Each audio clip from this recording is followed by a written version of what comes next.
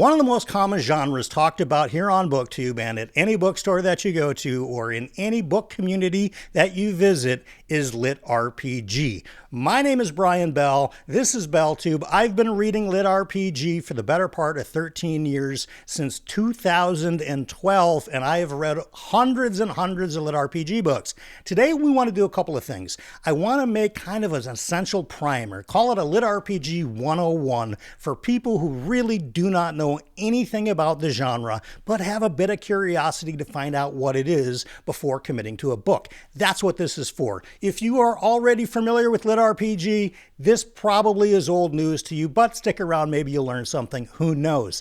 The one thing that I want to talk about before we define what LitRPG is, what cultivation is, what game lit is, what are some of the essentials, before we get into that, there's something that's very important, and that is no LitRPG or no cultivation story, no progression story is any good without interesting characters and an interesting story. Otherwise, you may as well go pick up a math book and read it, right? How compelling would a math book be? Unless you are a very passionate mathematician, it's probably not very compelling at all. So when we talk about LitRPG, please understand from my point of view, it has to have a great character. It's got to have a good cast. It's got to have a story that is compelling enough for us to keep turning pages, because otherwise it's statistics, it's not very fun. But if you throw in a great story and you add in some mechanics that we're going to discuss here today, then you've got something special. Then you'll understand why some of these series that you've never heard of have sold millions of books. Why some of these series that you've never heard of have hundreds of thousands of ratings on both Amazon and on Goodreads. We're going to talk a little bit about some of those today. Let's get into this.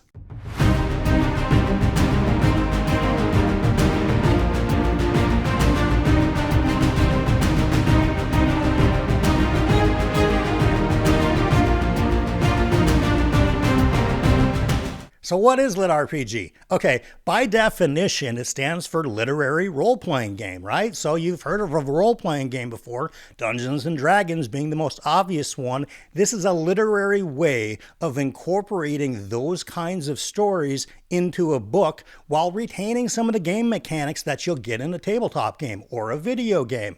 Stick with me, this will make more sense. In LitRPG, there's also a broader term called game lit, which will involve kind of elements that you might see in a video game. Things like finding quests and doing those quests and getting experience upon quest completion. There's loot, of course. You know, when you're playing a game, you want to find cool treasure. There's that too. There are experience bars. There's health pools. There's mana, right? Mana is typically used to cast magic. These are all kind of basic terms in the LitRPG world, and we're going to talk about those today.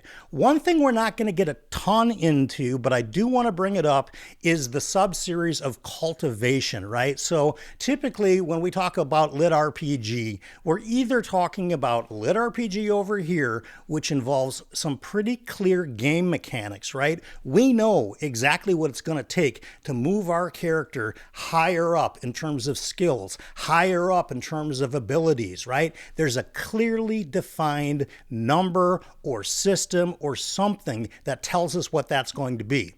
Over here we have cultivation, okay? Now cultivation is usually based on some kind of an Eastern philosophy that may involve meditation. It may involve things behind the scenes that we don't as readers particularly see. It may be our main character comes to something like a personal revelation, and that's what advances them to the next level. That's what gives them more powers. That's what gives them more abilities to impact the world around them, but it's usually coming from something behind the curtain. Whereas in LitRPG and in game lit, we know what it is. It might be you have to get a certain amount of experience points. It may be you have to complete a couple of quests. It may be you have to do fill in the blank, but it is made quite more obvious than in cultivation. I'll give you a real easy example, Dungeon Crawler Carl, okay? That's the big one that everybody's reading right now.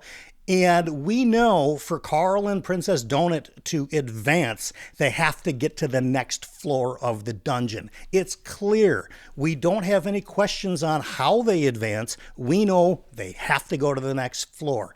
That's lit RPG, that's game lit, that's not necessarily cultivation. Cultivation stories aren't really my cup of tea. There's probably better booktubers out there to talk about cultivation.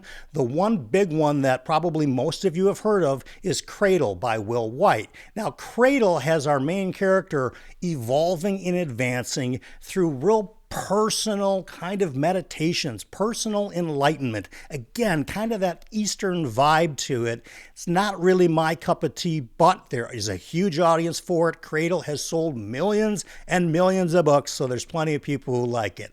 All right, I think that's kind of an overview of what's different between lit RPG and cultivation. Today's video is going to focus mostly on lit RPG. We've got 5 essential elements that we want to talk about today, and let's get to it. The first essential thing in lit RPG is really character attributes and stats. So what do I mean by that? That could be something like an individual's strength, somebody's charisma, right? Their ability to influence the world based on how they communicate. Perhaps it's their dexterity, the nimble thief who maybe opens chests and finds traps, right? Character attributes and statistics make up a giant portion of lit RPG. So unlike, say, a traditional epic fantasy where we just know that there's this thief that's good at opening boxes, in lit RPG, we know about what level of box that particular thief might be able to open, and we have an idea of their chances of actually opening it.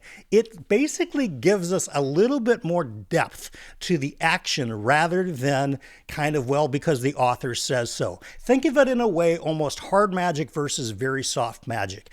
Most lit RPG books, most game lit books have a pretty, what we would consider to be hard magic system. We know how things work. We know what it takes to open that treasure box. And so we feel a little bit more in the character's shoes because we're not just waiting for the author to tell us what happens. Stats grow over time. Abilities grow over time.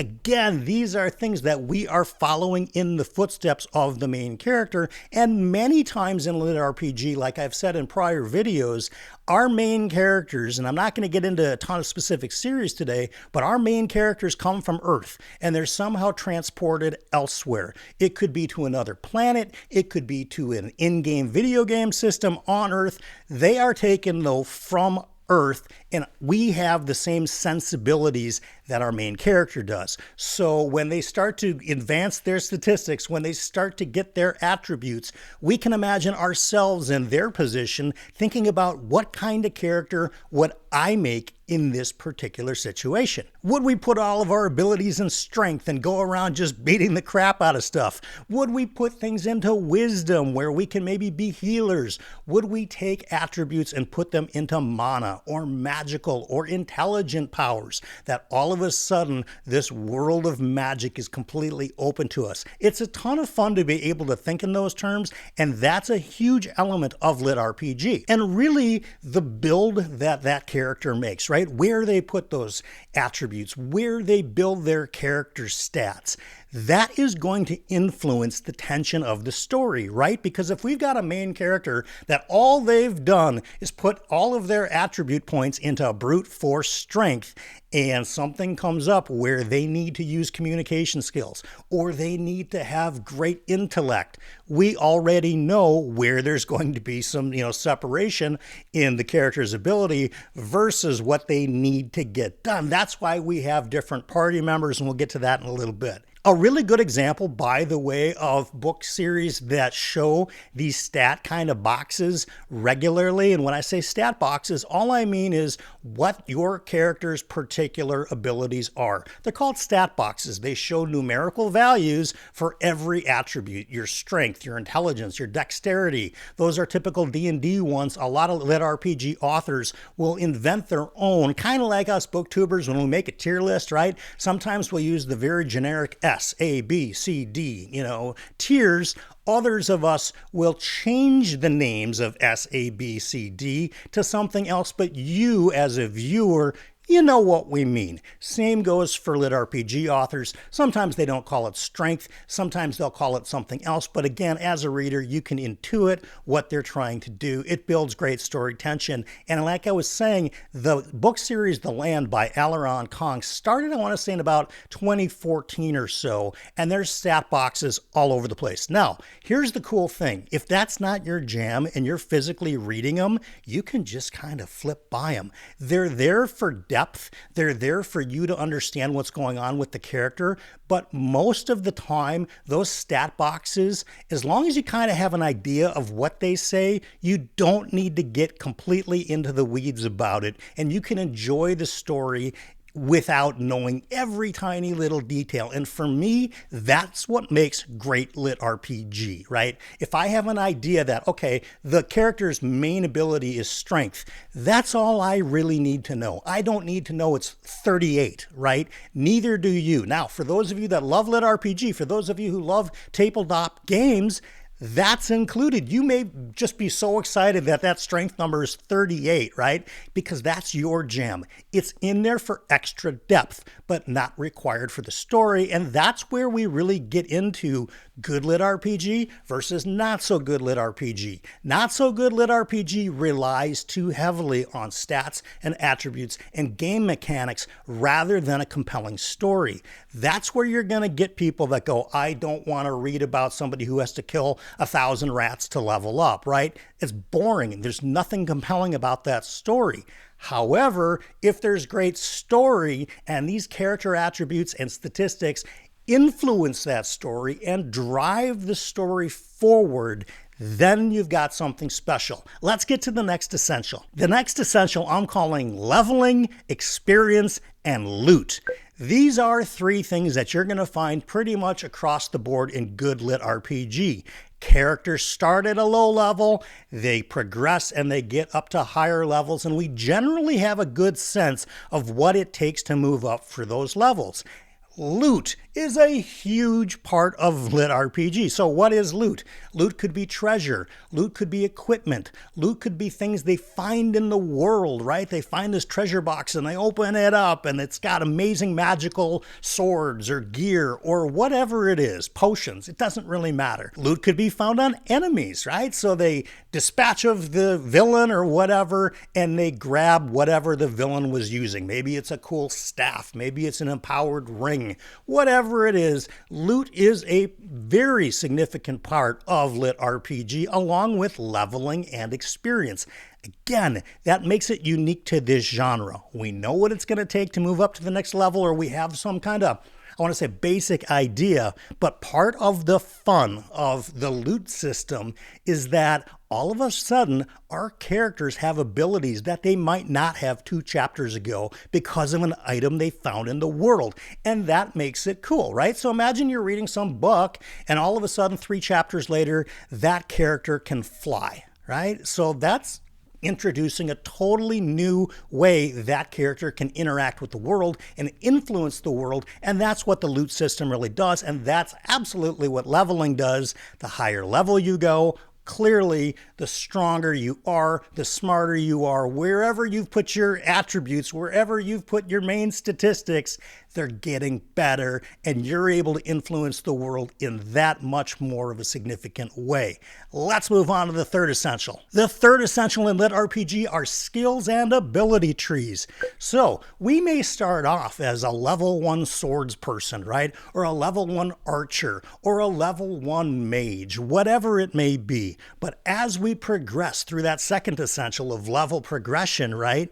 The third essential of skills and ability trees really start to branch out for us, right? What kind of an archer are we going to be?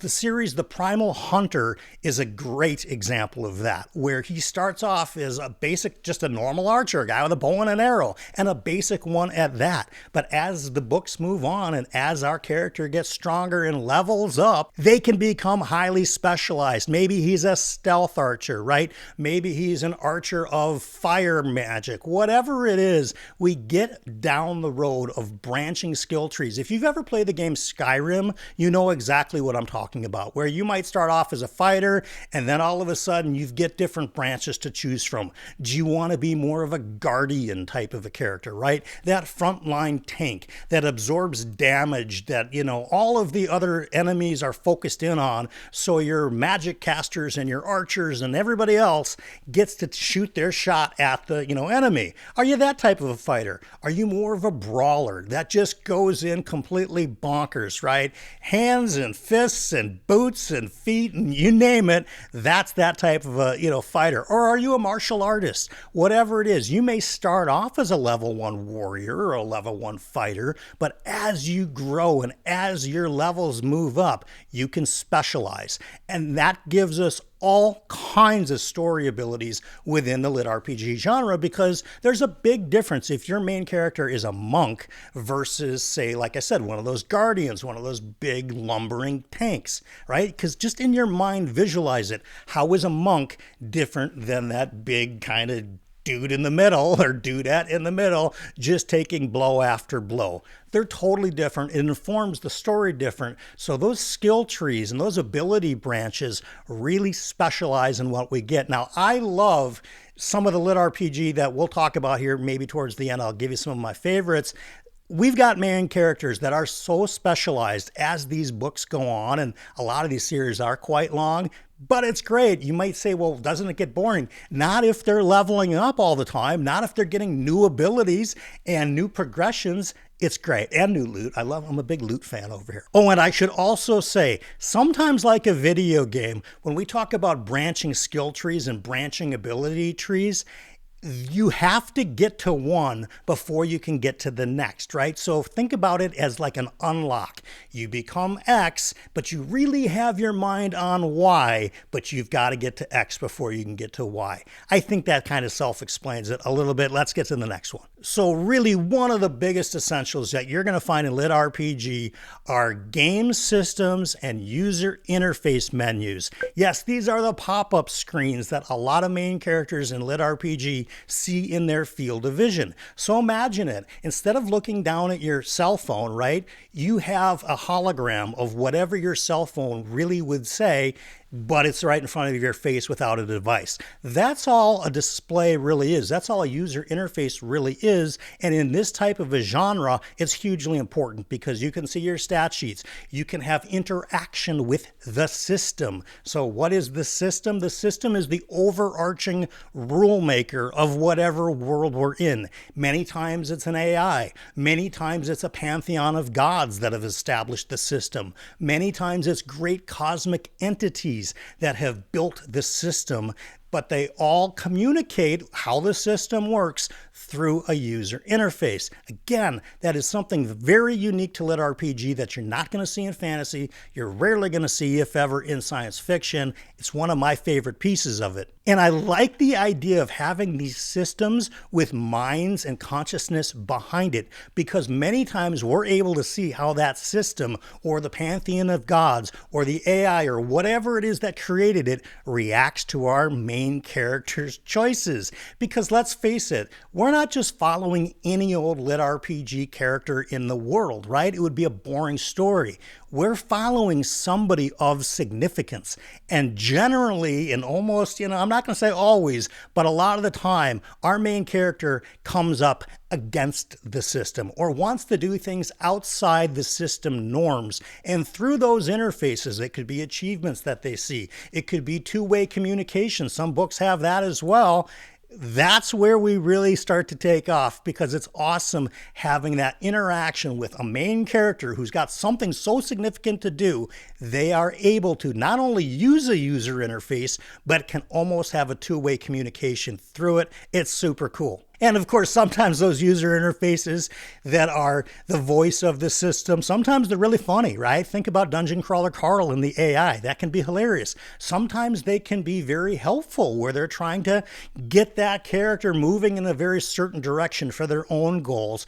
Sometimes they're outright hostile. And I've got different books that I'll link in the description below that incorporate all of those in different manners, right? So the system interface is a key essential component, but they're usually pretty different from book to book, from author to author. They each have their own individual way of tailoring those interfaces for the story sensibilities. Also, I should say that they differ a bit sometimes when we're talking about fantasy lit RPG versus science fiction lit RPG. And yes, there is science fiction lit RPG. One of the ones that comes to mind is the first book in the System Apocalypse series called Life in the North, right? So this is a Wong series. He's the author. I'll link in the description. That's sci-fi lit RPG. So if you're more of a science fiction person than fantasy, but you still want to dip your toes in lit RPG, that might be a good one for you. All right, let's move to the fifth one. The fifth essential element of lit RPG is game-like rules and mechanics. There are defined rules in the worlds that we're in.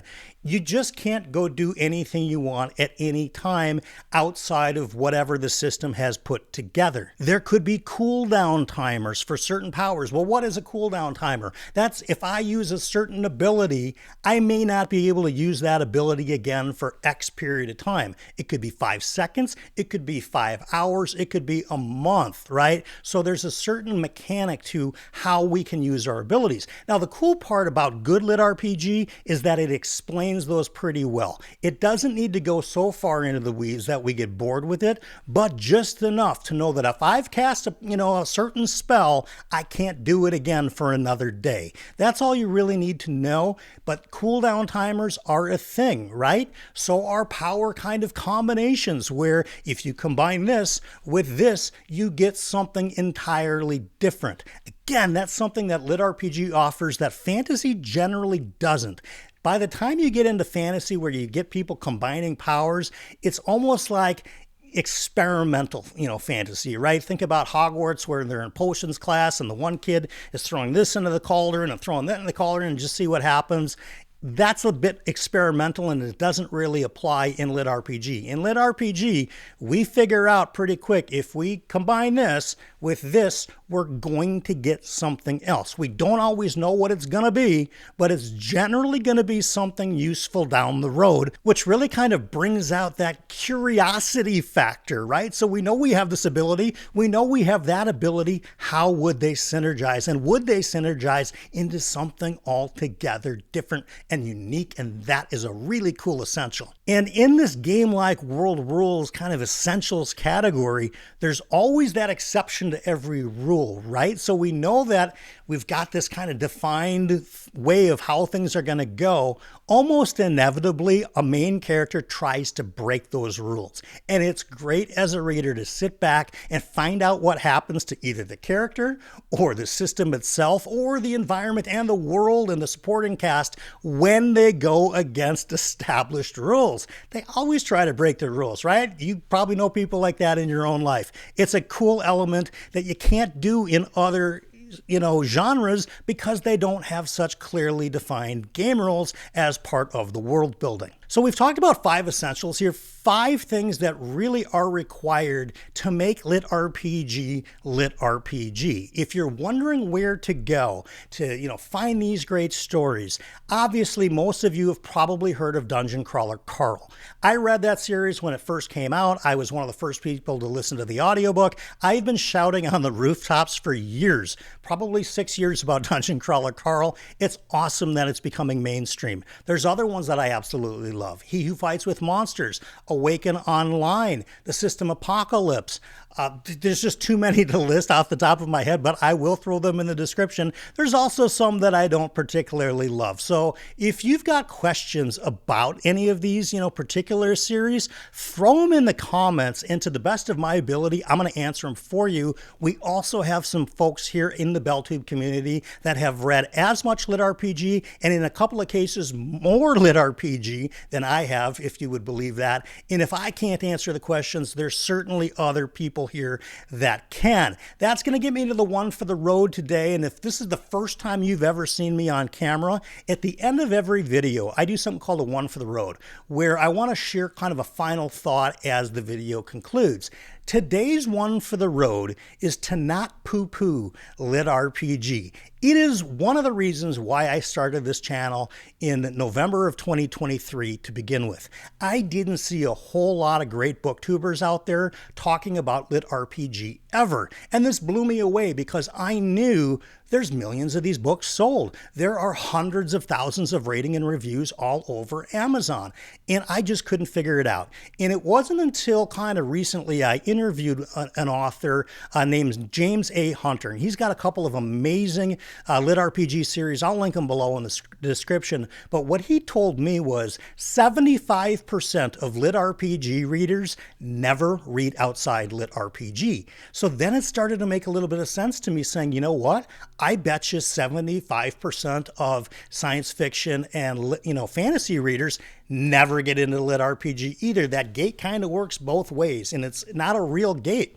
You can jump that gate whenever you want, but I did see quite a few booktubers over the last 5 years really poo-pooing LitRPG as if it was lesser than traditional fantasy, as if it were lesser than space opera or classic sci-fi. And I am here to tell you, as somebody who's read all of, The Realm of the Elderlings and Song of Ice and Fire and Red Rising and Asimov and Arthur C. Clarke and Kurt Vonnegut and Steven Erikson and Janny Wirtz, I'm here to tell you with 100% confidence, there are LitRPG stories that are equally as good as anything you're going to find in epic fantasy or space opera. It's just a different mechanism of telling the story. So before you go out and poo-poo the genre, think about when, literary fiction readers poo-poo fantasy or poo-poo science fiction. Oh, that's not real literature, I don't want to read about dwarves and elves, or I don't want to read about spaceships. We kind of go, you don't know what you're missing, right? That would be kind of a common thing that we would think about, saying if a literary fiction reader said, I wouldn't read about dragons, our mind would be like, your loss, you don't know what you're missing. I'm going to say the same challenge to everybody who's not read LitRPG. If you try a few series and it's not for you, completely cool. Not every genre within, fantasy is mine. I'm not a big horror reader, yet I know that there's some unbelievable horror fantasy writers, right? Look at Stephen King, right? So Dark Tower happens to be one of my favorite series of all time, yet I'm not a huge horror reader, but I don't poo-poo it.